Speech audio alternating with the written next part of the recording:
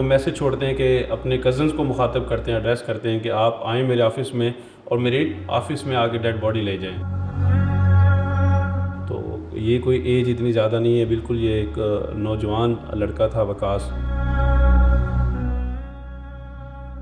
और ये real estate के कारोबार से वाबस्ता थे। वेल स्टेब्लिश था अपने काम के अंदर और खाते पीते कराने से ताल्लुक़ रखता था, और काफ़ी हंसमुख और मिलनसार और दोस्तों यारों में बैठने उठने वाला और कंपनी ग्रुप वाला बंदा था। लव मैरिज होती है तो आपको पता है कि ये शादी एक ऐसा लड्डू है कि जो खाए वो भी पछताए, जो ना खाए वो भी पछताए। तो इन्होंने अपनी पसंद की शादी की थी। मुल्तान से एक सोशल इशू एक वायरल हुआ, जिसके अंदर एक वकास नामी नौजवान की एक पोस्ट काफ़ी वायरल होती है और बड़े लोग तजब्जुब का शिकार हो जाते हैं कि ये मामा दर हकीकत था क्या।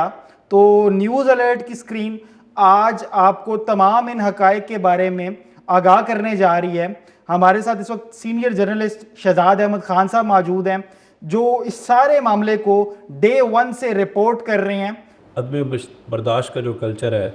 सबसे ज़्यादा ये इस वक्त जो है ना वो कल्चर जो है ये प्रमोट हो चुका है, और जितने भी हमारे नौजवान हैं इस वक्त जो है वो इतने ज़्यादा हाइपर हैं, टेंस में हैं कि मामूली से मामूली बात को भी जो है वो अपने जहन में एक इशू बना लेते हैं। और ये देखें ना कि इस हद तक आ जाना, एक नौजवान जो 30 से 35 साल जिसकी एज है, तो ये कोई एज इतनी ज़्यादा नहीं है, बिल्कुल ये एक नौजवान लड़का था वकास, और रियल स्टेट के जो कारोबार से ये वाबस्ता था। मुल्तान का एक पोश एरिया जो कमर्शियल एरिया है उसके अंदर इनका ऑफ़िस था, और ये रियल स्टेट के कारोबार से वाबस्ता थे। अब यहाँ पर जो चीज़ें आ रही हैं, ज़राए का ये भी कहना है कि अगर फ़ाइनेंशियली तौर पे देखा जाए तो ये लड़का जो है वेल स्टेब्लिश था अपने काम के अंदर और खाते पीते कराने से ताल्लुक़ रखता था। कोई माली परेशानी ऐसा कोई दिखाई नहीं देती। और इनके जो दोस्त अहबाब हैं, हल्का अहबाब हैं, उनसे भी जब हमारी इस बारे में गुफ्तगू हुई तो उनका भी यही कहना था कि वकास जो है एक हंसमुख लड़का था और एक अच्छी सोसाइटी में अच्छी सोबत में बैठने वाला लड़का था। कोई ऐसे नेगेटिव एस्पेक्ट अब तक ऐसा जिसके कोई सामने नहीं आए। अब यहाँ पर बात आ जाती है कि फिर आखिर ये सब कुछ होने के बाद ये क्या वजह बनी, क्या ऐसी रीज़न बनी कि एक शख्स खुद अपनी जान ले लेता है। ज़िंदगी जो कि हर किसी को, हर शख्स को बड़ी प्यारी है, और ये एक कीमती चीज़ है। ज़िंदगी में एक बार ही इंसान को ज़िंदगी मिलती है इस दुनिया में, तो उस ज़िंदगी का ख़ात्मा कर लेना, आखिर ये क्या ऐसी बात थी कि बात इतनी पीक तक चली गई। तो उसमें जो इब्तदाई चीज़ें थीं उनमें जब देखा गया तो कुछ चीज़ें ऐसी सामने आई हैं कि अब फैमिली के अंदर जो इनका एक ग्रुप बना हुआ था व्हाट्सएप का, उनमें एक मैसेज छोड़ते हैं ये जो मरहूम वकास हैं,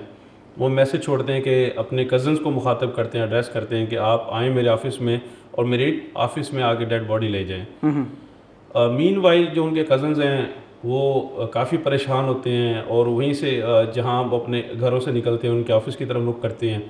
जब जाते हैं वहाँ पर तो देखते हैं कि जो वकास की डेड बॉडी चेयर के ऊपर पड़ी हुई है, और जो पिस्टल जिससे उसने अपनी कनपट्टी पे फायर किया था और जिससे अपनी ज़िंदगी का खात्मा किया था वो भी उसकी गोद के अंदर पड़ा हुआ है। ये उनके जो दोस्त थे उनसे जब हमारी बात हुई तो उनका ये कहना था कि जो वकास लड़का था वो काफ़ी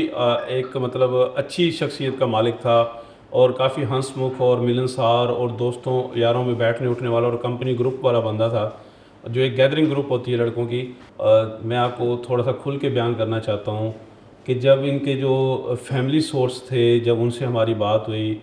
तो एक चीज़ सामने आई कि अभी कुछ अर्सा कबल इन्होंने अपनी पसंद की शादी की, लव मैरिज की। और you know better than me कि जब ऐसे मामलात होते हैं, पसंद की शादी होती हैं, लव मैरिज होती है, तो आपको पता है कि ये शादी एक ऐसा लड्डू है कि जो खाए वो भी पछताए, जो ना खाए वो भी पछताए। तो इन्होंने अपनी पसंद की शादी की थी। उस शादी को लेकर जो चीज़ें हमारे सामने, जो फैमिली ज़राए हैं, उनका ये कहना था कि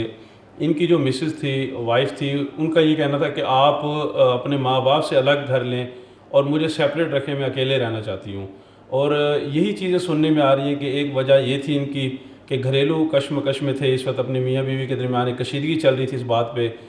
जो कि मुबैना तौर पर लगता है कि इनकी ख़ुदकुशी की एक वजह थी। सेकंड चीज़ ये है कि जहाँ इनके कुछ दोस्त ये कह रहे हैं कि वो एक